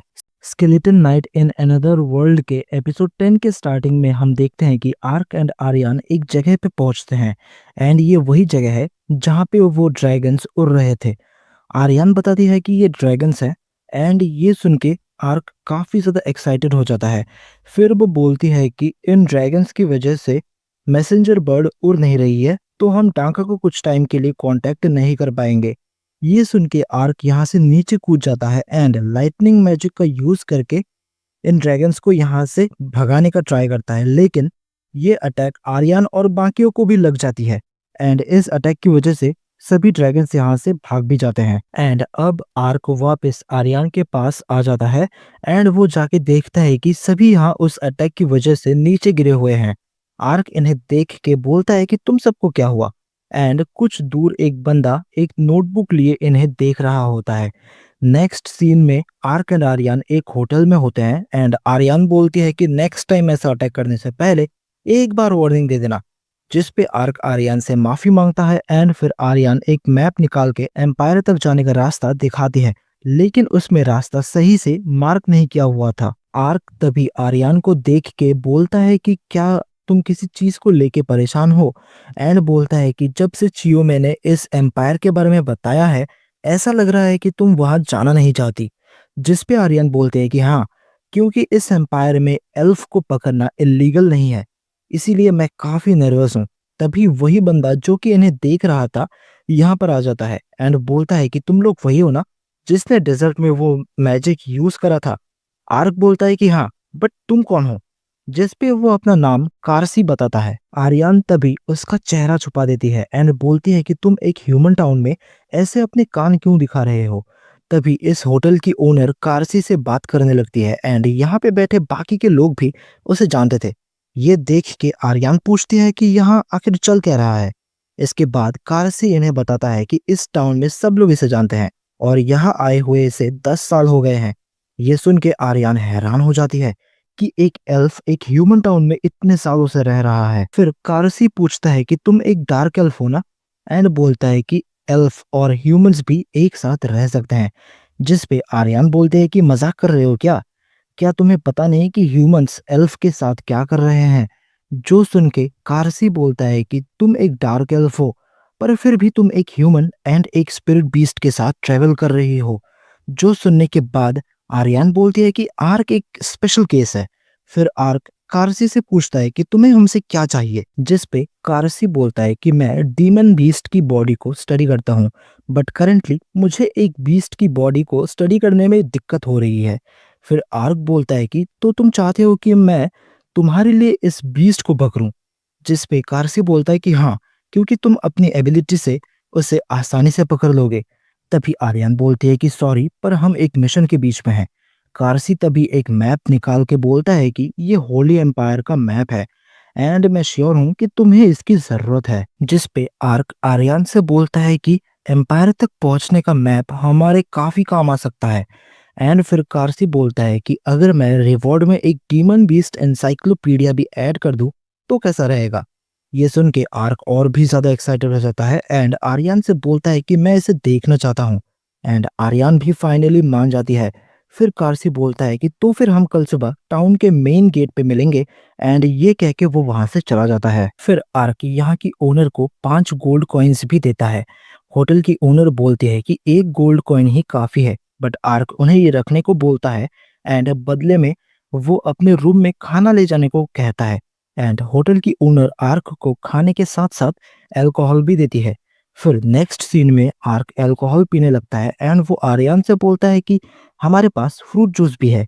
जो सुन के आर्यन गुस्सा हो जाती है एंड बोलते हैं कि तुम मुझे एक बच्ची की तरह ट्रीट मत करो, मैं भी ये पी सकती हूँ बोल के वो भी अल्कोहल पीने लगती है। इसके बाद आर्यन के कान अपने आप ही हिलने लगते हैं एंड वो काफी ज्यादा खुश हो जाती है।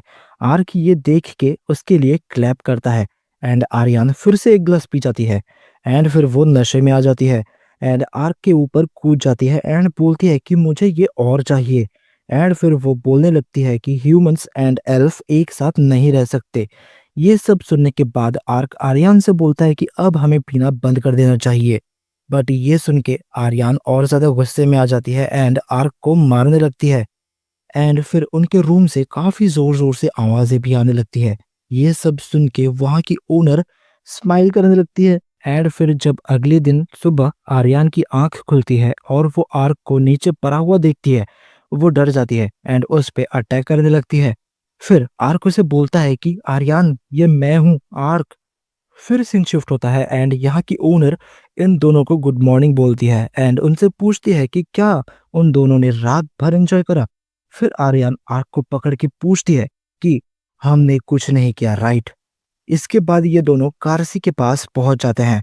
कार्सी इन दोनों को गुड मॉर्निंग बोलता है एंड बोलता है कि तुम दोनों मेरे साथ आगे वाले कैरेज में बैठोगे। एंड वैसे तुम दोनों की आवाज कल रात को पूरे टाउन में गूंज रही थी। ये सुन के आर्यन गुस्से में आ जाती है और अपनी स्वॉर्ड निकालने लगती है। एंड फिर सीन शिफ्ट होता है एंड ये लोग जा रहे होते हैं। बट आर्यन की हालत काफी ज्यादा खराब होती है क्योंकि कैरेज के पीछे से एक अजीब सी स्मेल आ रही होती है। फिर आर्क कार्सी से पूछता है कि ये स्मेल कैसी है कैरेज के पीछे से, जिस पे कार्सी बोलता है कि उनमें गॉब्लिन्स की बॉडी है, मैं इन्हें सैंडवॉर्म के चारे के लिए यूज कर रहा हूँ। फिर आर्क सैंडवॉर्म के बारे में पूछता है जिस पे कार्सी बोलता है कि वही हमारा टारगेट है। फिर कार्सी का फ्रेंड आर्क को चाय देते हुए बोलता है कि इससे हैंगओवर एंड मोशन सिकनेस ठीक हो जाएगी। फिर कार्सी आर्यन से पूछता है कि क्या हुआ आर्यन, क्या अभी भी ह्यूमंस के साथ डील करना हार्ड है तुम्हारे लिए। एंड बोलता है कि चिंता मत करो, ये सिर्फ दिखने में ही घटिया है पर ये दिल का काफी अच्छा है। कार्सी का फ्रेंड ये सुन के कहता है कि ऐसा मत बोलो वरना मैं तुम्हारी हेल्प नहीं करूंगा। कार्सी मुस्कुराते हुए माफी मांगता है एंड अब आर्क आर्यन को वही चाय देता है एंड आर्यन इसे पी के कहते हैं कि ये तो काफी अच्छी है। आर्क अब कार्सी से सैंड वॉर्म के बारे में पूछने लगता है जिस पे कार्सी बोलता है कि करंटली मुझे पता है कि वो 4 या 5 मीटर लॉन्ग होता है। दिन में ये जमीन के अंदर रहते हैं एंड रात में ये बाहर आ जाते हैं खाना ढूंढने के लिए। एंड ये फायर के अगेंस्ट वीक है एंड इस मिशन का पर्पस है उसे पकड़ना बिना फायर को यूज करेंगे। आर्क अब और भी कई सारे डीमन बीस्ट के बारे में पूछने लगता है कार्सी से।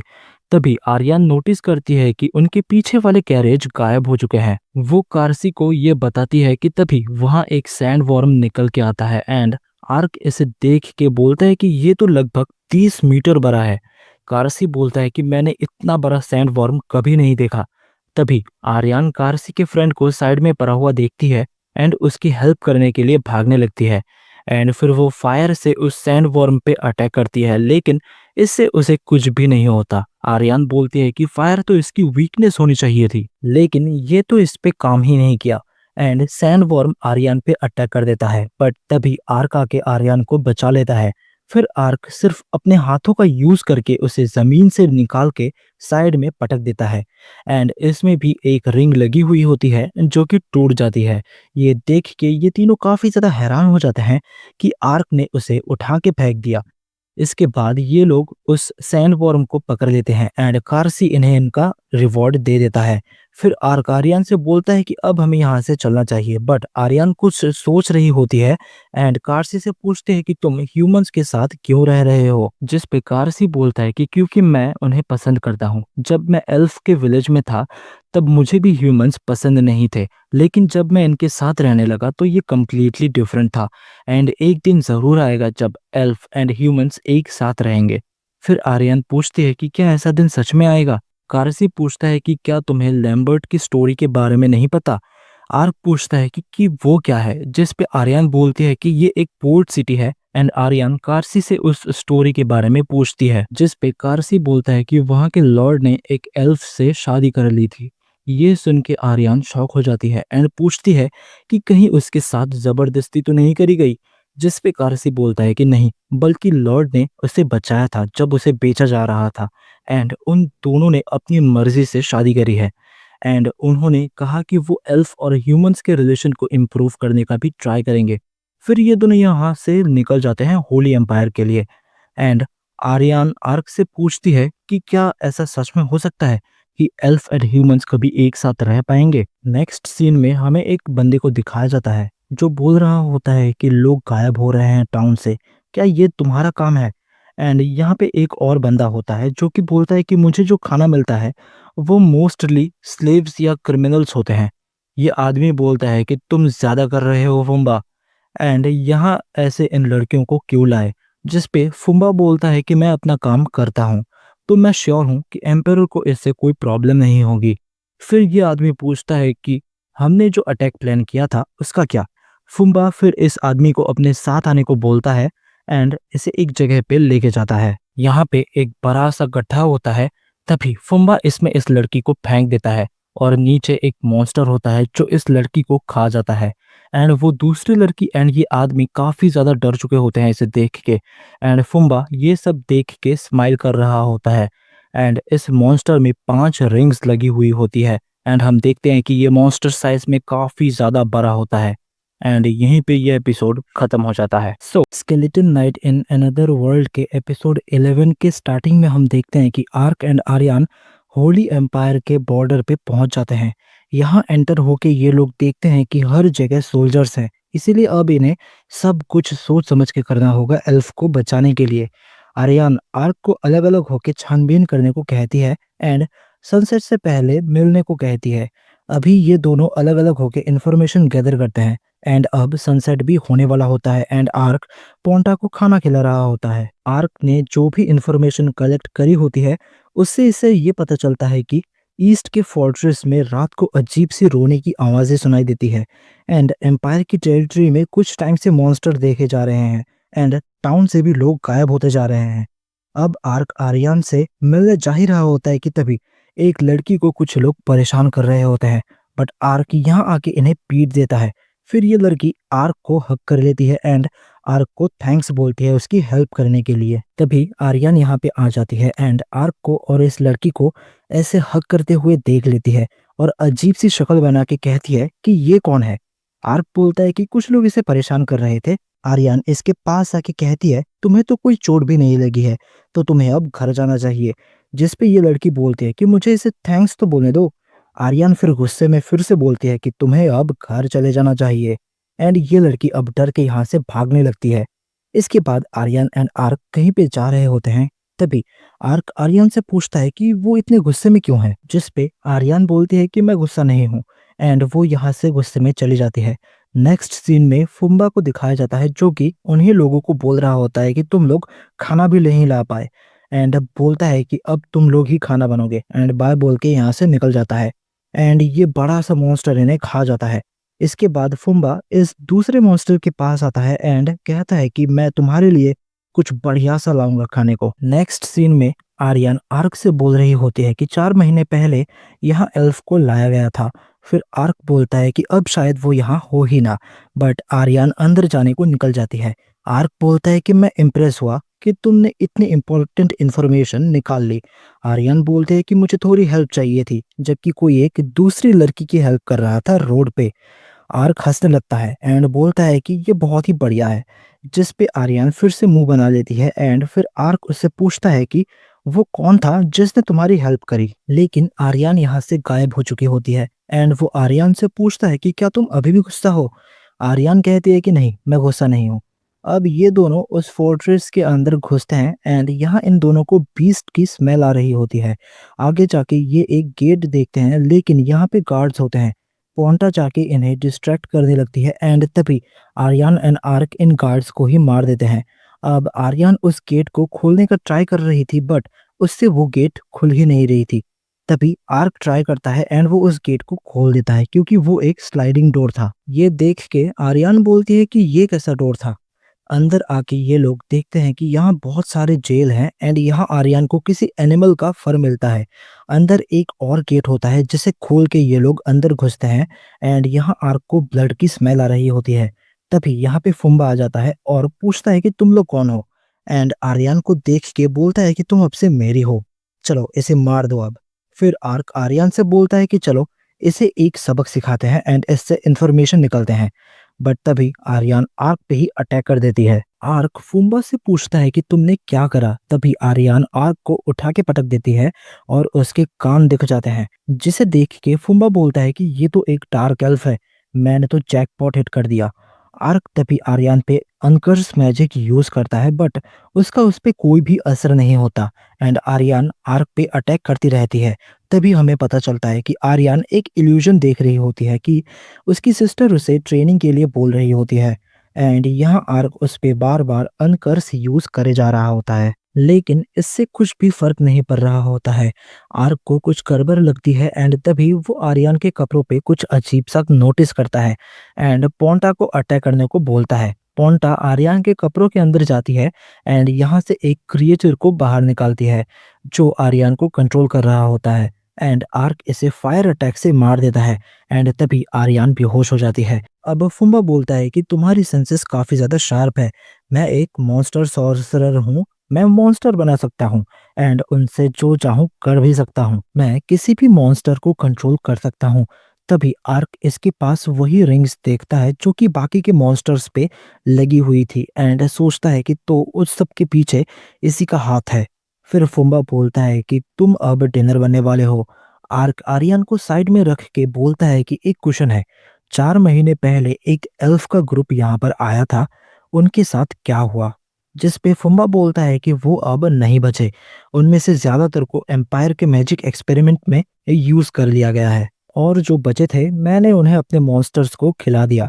एंड ये कह के वो पागलों की तरह हंसने लगता है। तभी आर्क इस मॉन्स्टर का गला काट देता है एंड काफी ज्यादा गुस्से में आ जाता है। फुम्बा तभी यहाँ और भी मॉन्स्टर्स को बुला लेता है एंड आर्क पे अटैक करने के लिए छोड़ देता है। आर्क इन सभी मॉन्स्टर्स को मारते जाता है एंड इनमें से कोई भी नहीं बचता। तभी फुम्बा बोलता है कि तुम्हारी पार्टनर खतरे में है। तभी आर्यन पे एक मॉन्स्टर अटैक करने वाला होता है बट तभी चियोमी यहाँ आ जाती है एंड वो अपने वाटर मैजिक से इस मॉन्स्टर को मार देती है। फिर फुम्बा बोलता है कि मेरे पास ऐसे और भी कई सारे मॉन्स्टर्स हैं, जिस पे चियोमी बोलती है कि यहाँ पे मौजूद सभी मॉन्स्टर्स खत्म हो चुके हैं। फिर चियोमी बोलती है कि तुम्हारे मॉन्स्टर्स के बिना तुम पावरलेस हो। ये सुन के फुम्बा इरिटेट हो जाता है।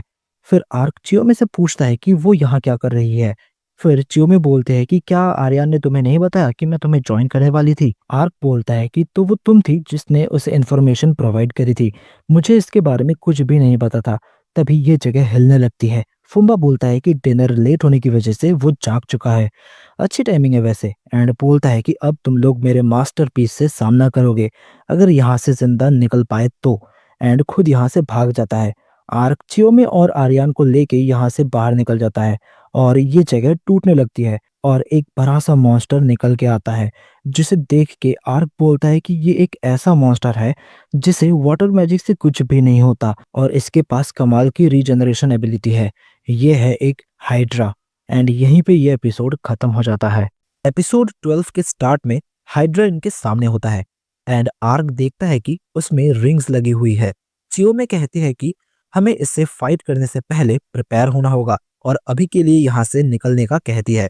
तभी ये हाइड्रा इन्हें नोटिस कर लेता है और इन पे अटैक कर देता है और फुम्बा सोचता है कि ये लोग मर चुके हैं और पागलों की तरह हंसने लगता है। अब एक पास्ट का सीन दिखाया जाता है जिसमें फुम्बा अपने क्लैन के एक बूढ़े आदमी के साथ बात कर रहा होता है कि इस क्लैन में कोई मेरे से कंपेयर नहीं करा जा सकता। जिस पे क्लैन लीडर कहता है कि फुम्बा, तुम कमजोर हो इसीलिए तुम सुपरफिशियल स्ट्रेंथ चाहते हो, हम तुम जैसे को एक्सेप्ट कैसे कर सकते हैं जिसमें डिसिप्लिन ही नहीं है। ये सब सुन के फुम्बा गुस्से में आ जाता है और एम्परर के पास चला जाता है। एम्परर कहता है कि मैं तुम्हारे स्टेटस और स्ट्रेंथ पे सवाल नहीं उठाऊंगा जब तक तुम कंट्री के लिए काम करोगे। अब जरा दिखाओ मुझे कि तुम क्या कर सकते हो। एंड ऐसे ही फुम्बा एम्परर के लिए काम करने लगता है। एंड अब प्रेजेंट में फुम्बा बोल रहा होता है कि जिसने भी मेरी बेइज्जती करी है मैं उन सब को खत्म कर दूंगा, और हाइड्रा को टाउन की तरफ भेज देता है। नेक्स्ट सीन में आर्क और चियो में एक जगह आ जाते हैं और हम देखते हैं कि आर्क की शील्ड ने उन्हें बचा लिया होता है। चियो में कहती है कि इस पे बिलीव करना मुश्किल है कि तुमने एक ऐसे अटैक को रोक लिया जो कि एक कैसल को डिस्ट्रॉय कर सकता था। आर्क, आखिर तुम एग्जैक्टली हो क्या? जिस पे आर्क हंसते हुए कहता है कि मैं बस एक मर्सिनरी हूँ जिसको लेडी आर्यन ने हायर करा है। तभी आर्क कहता है कि लेडी आर्यन कहाँ है, एंड वो आर्यन को बुलाने लगता है। तभी आर्यन साइड में दिखती है जो कि काफी गुस्से में होती है और कहती है कि मैं सब कुछ सुन सकती थी, मैं बस मूव नहीं कर सकती थी उस विजन की वजह से, तो मुझे पता है कि उसने क्या किया, मैं उसे छोड़ूंगी नहीं। चियो में भी फुम्बा को मारने का कहती है क्योंकि वही है जो कि हाइड्रा को कंट्रोल कर रहा होता है। आर्यन कहते हैं कि उसे लगता है उसने हमें हरा दिया, यही परफेक्ट चांस है उस पे अटैक करने का।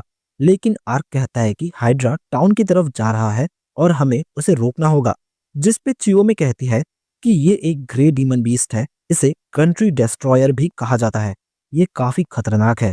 आर्क कहता है कि हाइड्रा को डिफीट करा जा सकता है, और अब चियोमे और आर्यन फुम्बा पे अटैक करने को चले जाते हैं और आर्क इस हाइड्रा को रोकने के लिए चला जाता है।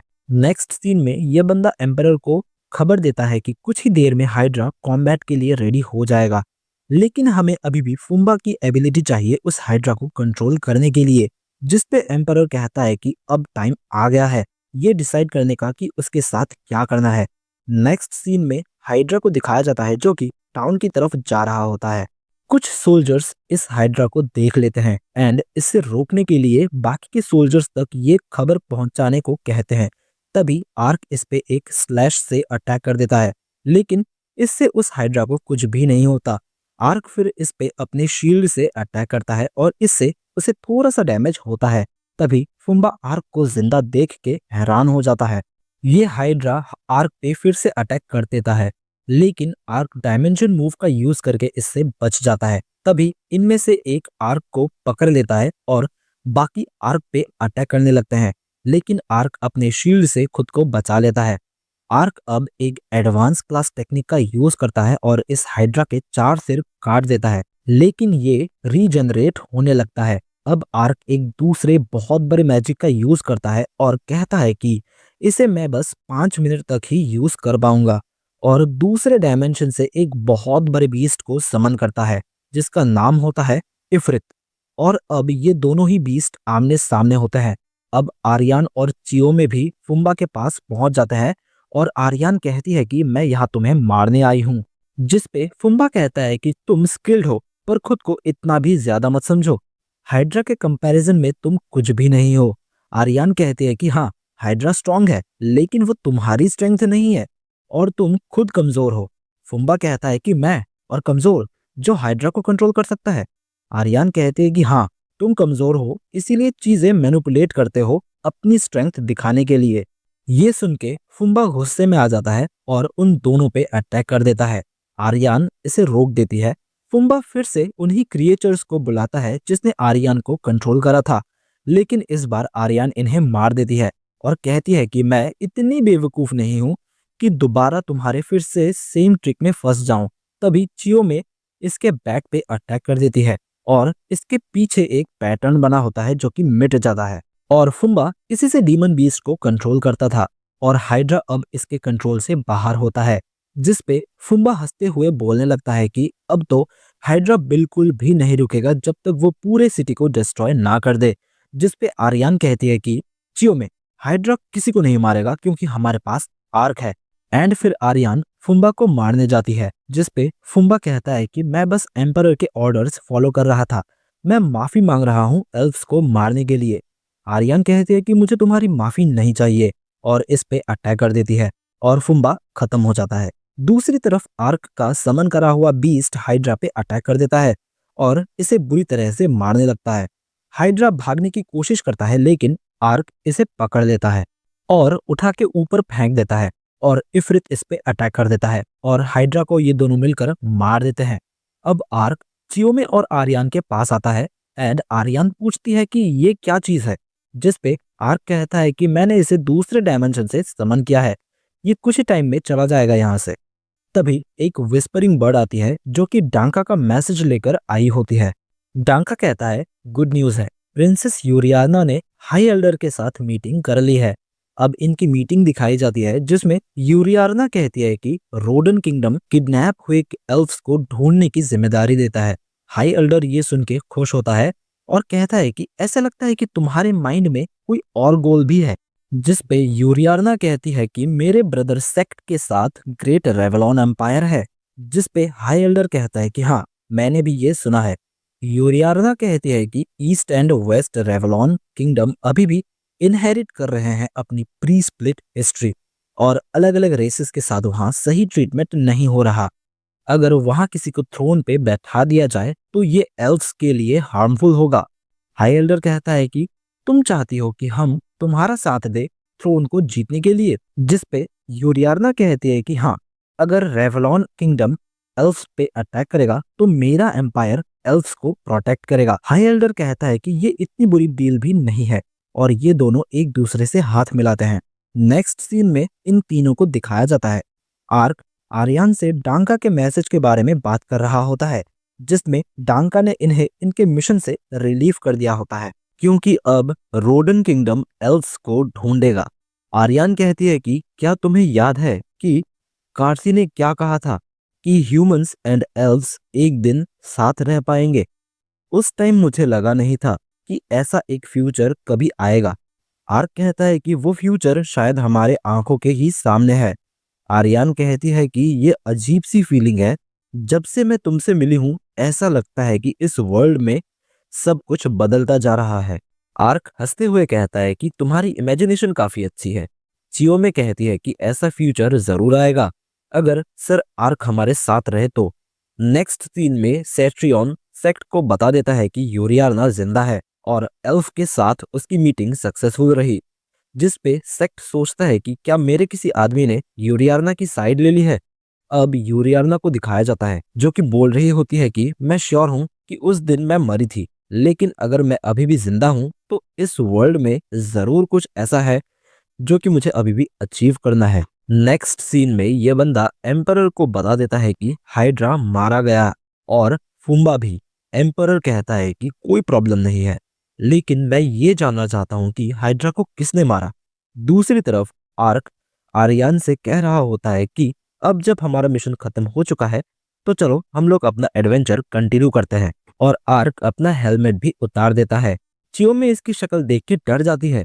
आर्यन उसे समझाती है कि ऐसा बस एक कर्ज की वजह से हुआ है, लेकिन चियो में अभी भी डरी हुई होती है। आर्क हंसने लगता है और आर्यन से कहता है कि तुम क्या करने वाली हो लुलोटिया में वापस जाके। आर्यन कहती है कि मैं तुम्हें लॉर्ड क्राउन ले जाऊंगी, मुझे तुमसे उस स्प्रिंग में ले जाना है। क्या तुम भूल गए वो स्प्रिंग जो तुम्हारा कर्ज उतार देगा। आर्क कहता है कि हाँ, मुझे याद आ गया, स्प्रिंग जहां वो ड्रैगन लॉर्ड रहता है। और आर्क चियो में से कहता है कि अगर पॉसिबल हुआ तो मैं तुम्हारे निंजा विलेज भी जरूर आना चाहूंगा। चियो में डरते हुए कहती है कि हाँ जरूर। और इसी के साथ ये एपिसोड यहीं पर खत्म हो जाता है। अगर तुम लोगों को ये वाला एपिसोड पसंद आया हो please like the video, subscribe the channel and हम लोग मिलते हैं किसी नए वीडियो में।